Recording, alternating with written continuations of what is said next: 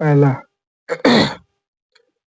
पहला का क्या होगा, दूसरा अपरिवर्तित रहेगा, तीसरा x1 ग्रेटर देन x2, चौथा वृत्ताकार, पांचवा 90 डिग्री, छठवा विद्युत उदासीन। पहला के, दूसरा अपरिवर्तित, तीसरे x1 ग्रेटर देन x2, चौथा वृत्ताकार, पांचवा 90 डिग्री, छठवा विद्युत उदासीन।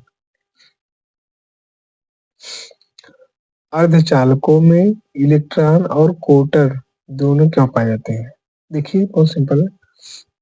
अर्धचालकों में इलेक्ट्रॉन और कोटर दोनों पाए जाते हैं क्योंकि कभी कभी होता क्या है कि अर्धचालकों में इलेक्ट्रॉन और कोटर दोनों पाए जाते हैं।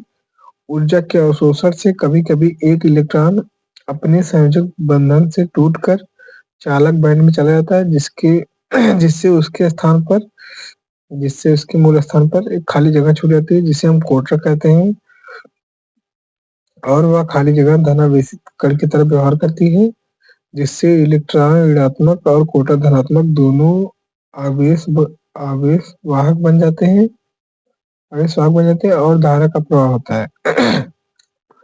अर्धचालकों में इलेक्ट्रॉन और कोटर दोनों पाए जाते हैं क्योंकि क्योंकि क्योंकि ऊर्जा के अवशोषण से कभी कभी इलेक्ट्रॉन अपने सहसंयोजक बंधन से टूटकर चालक बनने चले जाते हैं, जिससे उसके स्थान पर खाली जगह छूट जाती है।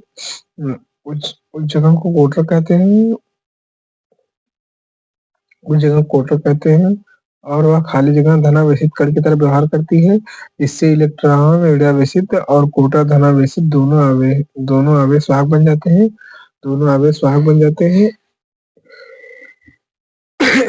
और धारा का प्रवाह होता है। कण की तरंग की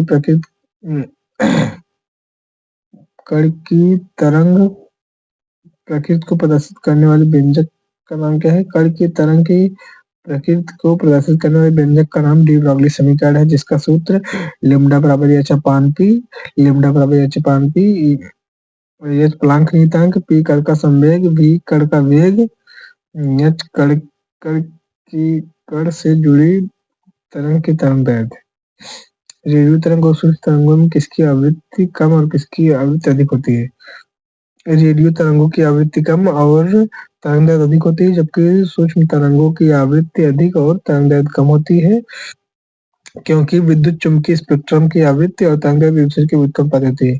क्योंकि विद्युत चुम्बकीय स्पेक्ट्रम की आवृत्ति और तरंगदैर्ध्य एक दूसरे के व्युत्क्रमानुपाती होती है क्योंकि विद्युत चुम्बकीय स्पेक्ट्रम की आवृत्ति और तरंगदैर्ध्य एक दूसरे के व्युत्क्रमानुपाती होती है क्योंकि विद्युत चुम्बकीय स्पेक्ट्रम की आवृत्ति और तरंगदैर्ध्य एक दूसरे के व्युत्क्रमानुपाती होती है क्योंकि विद्युत चुम्बकीय स्पेक्ट्रम की आवृत्ति और तरंगदैर्ध्य एक दूसरे के व्युत्क्रमानुपाती होती है। परमाणु द्रव्यमान इकाई को परिभाषित कीजिए और तथा सिद्ध कीजिए कि एक एमई बराबर 931 सेमी। एक परमाणु इकाई द्रव्यमान वह इकाई द्रव्यमान है जो कार्बन 12 समस्थानिकों के परमाणु के द्रव्यमान के लगभग 1/12 भाग के बराबर होता है। इसे मानक परमाणु द्रव्यमान कहते हैं। एक कार्बन परमाणु इकाई द्रव्यमान वह इकाई द्रव्यमान है जो कार्बन 12 के समस्थानिकों के परमाणु के द्रव्यमान के जो कार्बन 12 के समस्थानिकों के परमाणु द्रव्यमान के 1/12 भाग के बराबर होता है। इसे मानक परमाणु द्रव्यमान कहते हैं। एक परमाणु द्रव्यमान वह इकाई द्रव्यमान है जो कार्बन 12 समस्थानिकों के परमाणु के द्रव्यमान के 1/12 भाग के बराबर होता है। इसे मानक परमाणु द्रव्यमान कहते हैं। एक परमाणु इकाई द्रव्यमान वह इकाई द्रव्यमान है जो कार्बन 12 समस्थानिकों के परमाणु द्रव्यमान के 1/12 भाग के बराबर होता है। उसे मानक परमाणु द्रव्यमान कहते हैं। एक एमई बराबर 931 एमईबी, ई बराबर mc स्क्वायर, ई बराबर एम का मान 1.67 गुणित घात माइनस 27, एम का मान 1.67 गुणित घात माइनस 27 गुणे सी का मान 3 गुणित घात 8 मीटर पर सेकंड होता है, 3 गुणित घात 8 का स्क्वायर। तो ई बराबर जब गुणा करेंगे इन दोनों का तो 15 गुणित घात माइनस 11 जूल, 15 गुणित घात माइनस 11 जूल।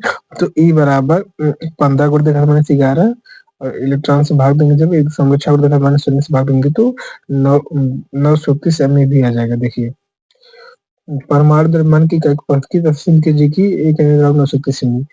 एक परमाणु इकाई द्रव्यमान वह इकाई द्रव्यमान जो कार्बन 12 समस्थानिकों के परमाणु द्रव्यमान के 1/12 भाग के बराबर होता है। एक एम बराबर 931 एमवी, ई बराबर एमसी स्क्वायर, ई बराबर 1.67, ई बराबर एम का मान कितना होता है 1.67 गुणा 10⁻27 गुणे 3 गुणा 10⁻8 मीटर पर सेकंड, 3 गुणा 10⁻8 का होल स्क्वायर। तो ई बराबर 15 गुणा 10⁻11 जूल हो गया। तो ई बराबर 15 गुणा 10⁻11 बटा में 1.6 गुणा 10⁻19, ई बराबर 931 एम।